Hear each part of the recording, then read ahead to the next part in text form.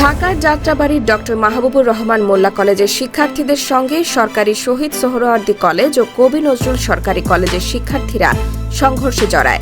সংঘর্ষে ডক্টর মাহবুবুর রহমান মোল্লা কলেজে হামলার ঘটনায় ৬০ থেকে ৭০ কোটি টাকার ক্ষতি হয়েছে বলে জানিয়েছেন কলেজটির অধ্যক্ষ ওবায়দুল্লাহ নয়ন।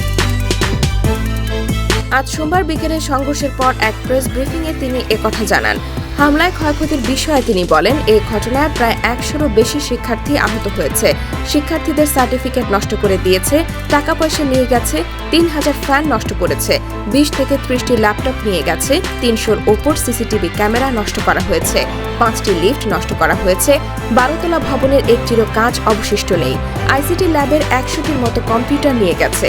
তিনি আরও জানান, আজকের এই ক্ষতি কোনোভাবেই কাম্য নয়। আমি চাই না কোনো শিক্ষার্থীর মাধ্যমে দেশের কোনো শিক্ষা প্রতিষ্ঠান এভাবে ক্ষতিগ্রস্ত হোক। আমরা প্রতিনিয়তই দেখছি একটি কলেজের সাথে আরেকটি কলেজের মারামারি ঘটছে। সরকারের প্রতি আমার বিনীত অনুরোধ থাকবে, শিক্ষার্থীদের কলেজমুখী করার জন্য যেসব পদক্ষেপ নেওয়া দরকার তা দ্রুতই নেওয়া হোক। তা না হলে পরিস্থিতি আরও খারাপ হবে। এ ধরনের কর্মকাণ্ডে বিভিন্ন কুচক্রী মহল জড়িত রয়েছে।